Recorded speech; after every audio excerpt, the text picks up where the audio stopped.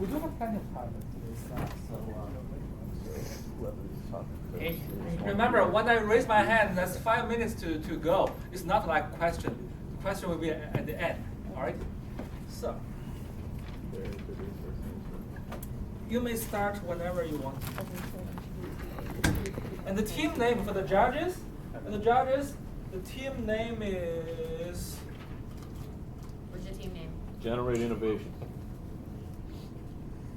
Please. All right, so I'm Tim. I'm Matt. My name is Janine. I'm Ricky. I'm Henry. I'm James Henry. And And together we're Team Generate Innovation. Okay. So here's an overview of our presentation.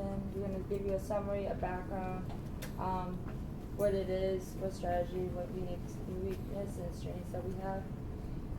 So for the first one, the executive summary, GoPro's main goal is to make quality products than other rivals by incorporating a lower cost. Their rivals will always try to beat them and the consumers will always want their products. They will always have opportunity to do better. GoPro is a well-known company that has good reputation and respected as a company that makes one specific product that will allow us to compete with other products. The success, some background of the company would be the success of the GoPro action camera revolves largely around one man's dream. It started from Nick Woodman in 2000, a California native surfer came up with the idea of making the GoPro. Go ahead. All right, in the current situation, we stand with GoPro. They're a global company at the moment, so they sell to over 100 countries all over the world. What's great is that their sales are mostly evenly split between distributors like brick and mortar stores and directly through online sales. The problem that they're having right now is that they created an industry, and because they created an industry that's relatively young, it's niche. And there hasn't been much growth since their initial IPO. Can we go to the next screen? As you can see, when they started their IPO, they only planned to raise about 200 million. They actually ended up doubling that to 427. But as you can see, around the middle of 2015, it's just been a down slump, and they currently sit under $9. $9 a share on the stock markets. Since 2016, they've basically just been trying to make sure they don't fall below even what they're at now. Next slide. In order to stem this negative growth, they tried to dramatically expand into other countries.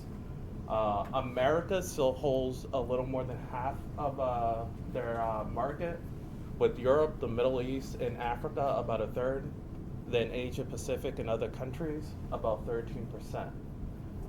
The big reason why they want to try to go even more into other markets is because sales in America have a big contribution to their downward slump. Actually, in the last quarter of 2016, their sales in the Americas went down by 31%.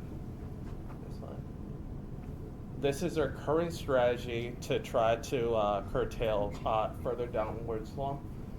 They invested about $100 million into R&D. The focus in R&D is just to provide a better camera.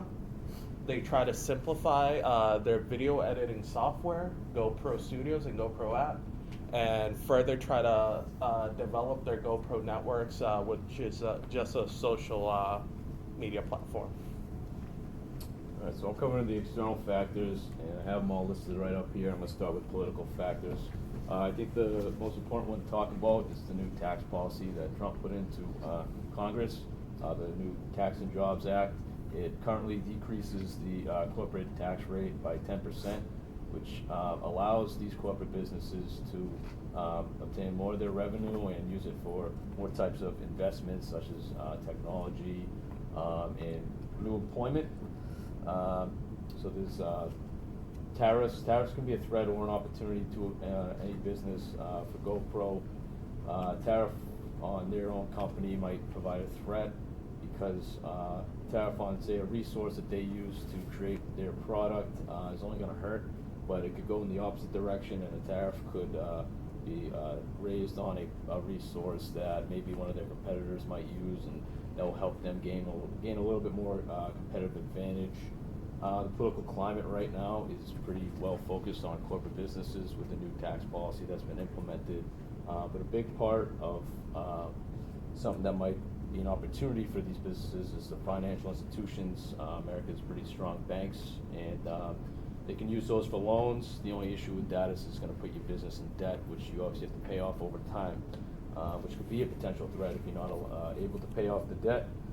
For economic factors, you obviously have your GDP and CPI, but the two that I like to focus on here are the stock market, which is doing pretty well right now at record highs, which, as mentioned previously, GoPro's stock is not doing too well in the market, but hopefully with the current stock market and the way it is right now, you could probably sell stocks for an even lower price, and people are willing to buy and invest with the way the market's going right now.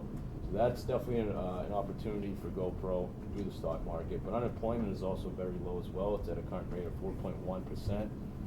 So that means there are jobs out there. They could hire more people, and you got to get the right people, because that can only help you innovate for your company, which is essential for a company such as GoPro, who's trying to stay dominant within their macro environment, and can also help with higher end of production.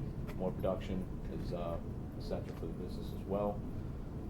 Socio-cultural factors is essentially just population demographics. There's they like to focus their target audience on an age group between 15 and 29 years old, roughly, which is about 6 million people in the country. Think about that. There's a lot of trends going on. People have different opinions, types of different ways, things they want to use the cameras for. So you have to, focus your attention to all these different types of trends and possible uses for the camera, which could be, it's definitely a challenge, but it's definitely obtainable. So I see it as more of an opportunity for GoPro.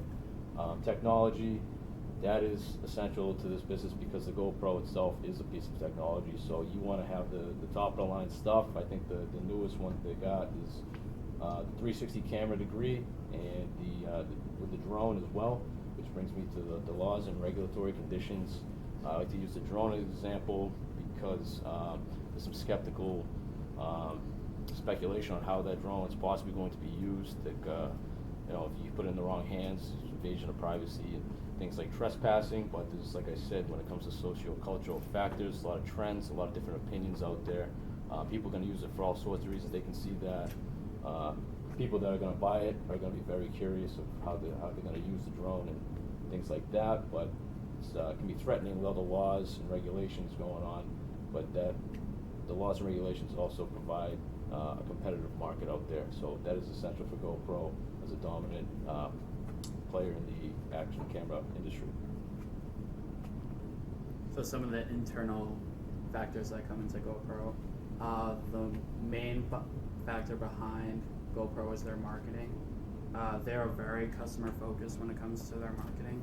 They want people to get involved, use their product, show what they use like their raw footage, and put on like YouTube, Instagram, and all other social media platforms, which allows for more growth, more demand for these products. And their GoPro has a YouTube channel that has 5 million subscriptions, and their Instagram account has approximately like 14 million. And this model behind their marketing is a very self-sustaining model. It's able to keep itself going without spending a lot on marketing research and other forms of marketing.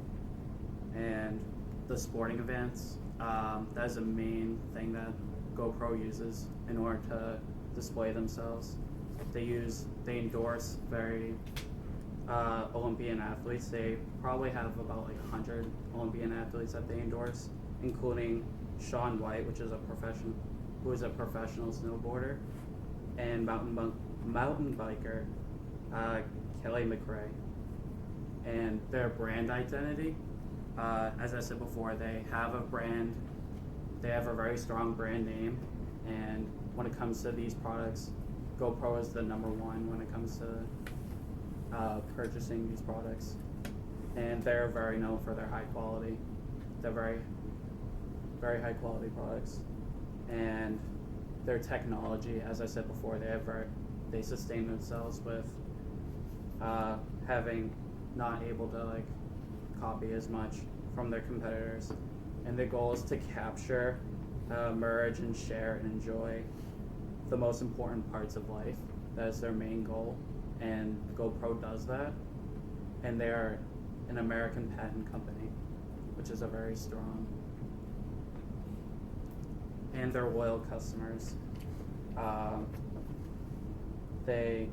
The more they use it, they bring awareness, and that allows GoPro to grow. And you can go to the next slide. So some of the weaknesses, they have a very high risk for substitutes.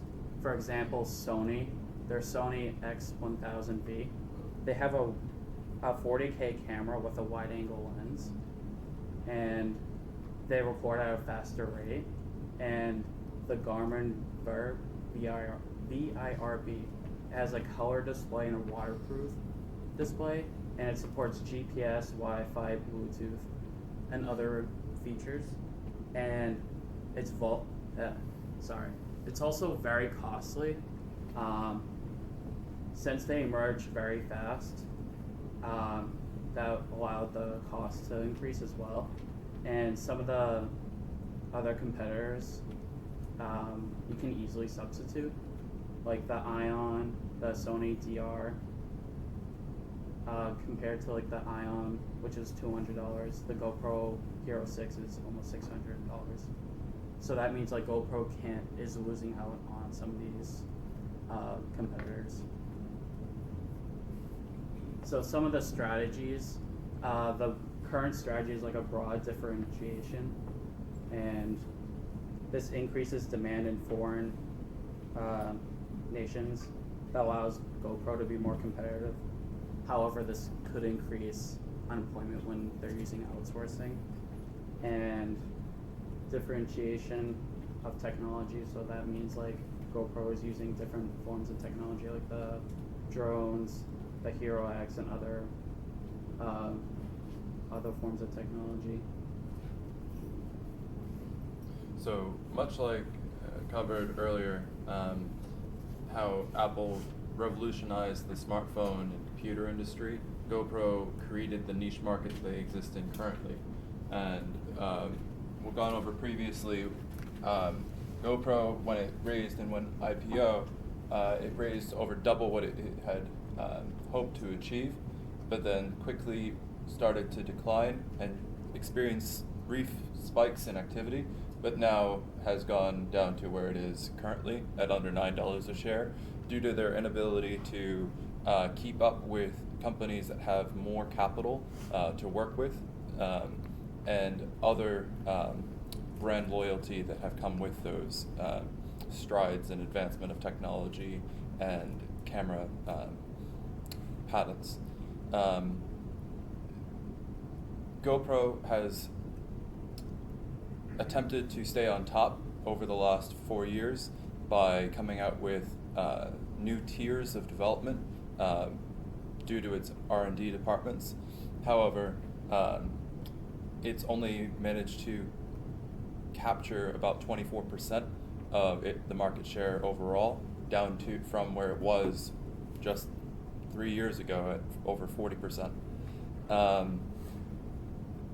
And therefore, companies much like Sony, Ion, Polaroid coming out with products that are under $200, it's also allowed companies to come in when they realize that there's an opportunity to make money, much like Samsung coming out with their new Gear 360 camera, which in the first 6 months of development and their new design factor have sold over 20 million units worldwide. Next. And as a result, even though GoPro has its loyal following base and athletic partners in the Olympics as well as extreme sports worldwide, it still allows for, because YouTube isn't their proprietary domain, for competitors to come out with similar technologies to capture their market share overall.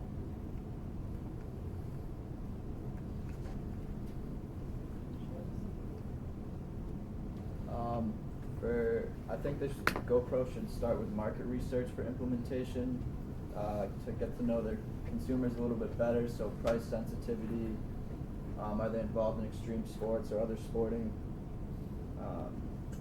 Do they vlog or have a YouTube channel? A lot of people who use GoPros have a YouTube channel, especially if like snowboard or ski. They'll post a lot of videos like that on YouTube. Or do they feel included in a GoPro community with other people who also have GoPros? For the programs, for the professional side, I think they should partner with a local police department to use body cams.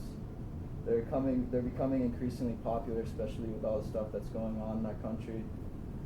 They would give good brand recognition, and also it has potential to expand around the country to other police departments. It's kind of like a test market. Another idea for people who are into extreme sports would be a Spartan race. I don't know if a lot of you know what Spartan races are, but basically it's like a marathon obstacle course.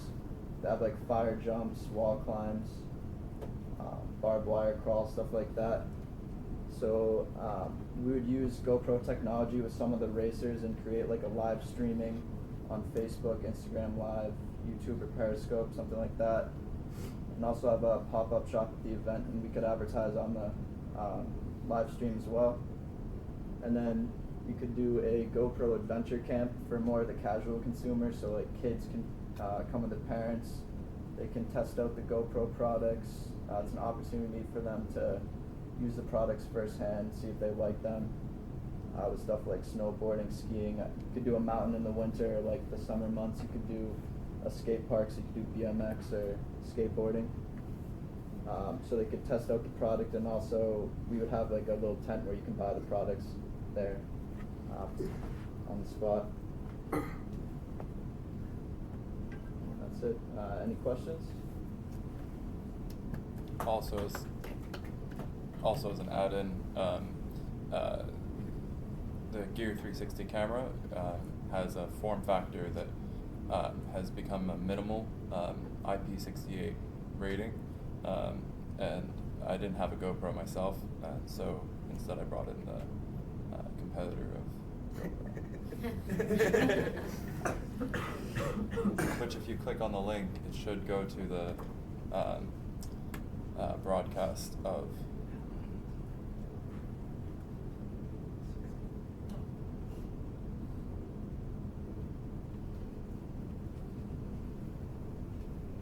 It's YouTube. So basically, this is like the action camera directly connected to the YouTube, and you can broadcast whatever you captured in real time, right? Yes. So the question is, I guess, meaning this gadget. I know it could be a GoPro. Let's regard it as let's pretend it's GoPro. Yeah. Yeah, and the meaning is, what do you mean? The meaning is that I didn't have the funds to buy the newest premium GoPro 360 that they come out with, but they have similar technology of being able to broadcast to their YouTube domain that they have over 20 million subscribers to. So they would be able to broadcast a live sporting event or even graduations or stemming into other fields that would allow for people that otherwise wouldn't be able to go to those events to experience them in 360 degrees via VR goggles. And that's a market that they'd be able to potentially capture and hold on to with contracts and licensing. More questions? Please. More questions? How best do you think?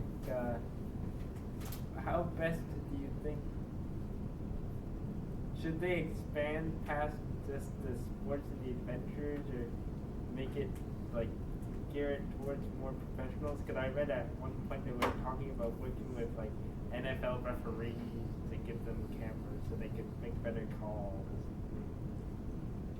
Yeah, I think that's definitely an option. I was thinking that myself with sports. It would be cool to see like have like almost body cams on like football players and stuff like that. So I think there's a lot of opportunities out there to expand in pretty much anything. That would be a good one to go under a portion of the professional uses, along with like the cost of the body cam. Football or NFL would fall under that as well. Good. Ideas are quite interesting. Any more questions?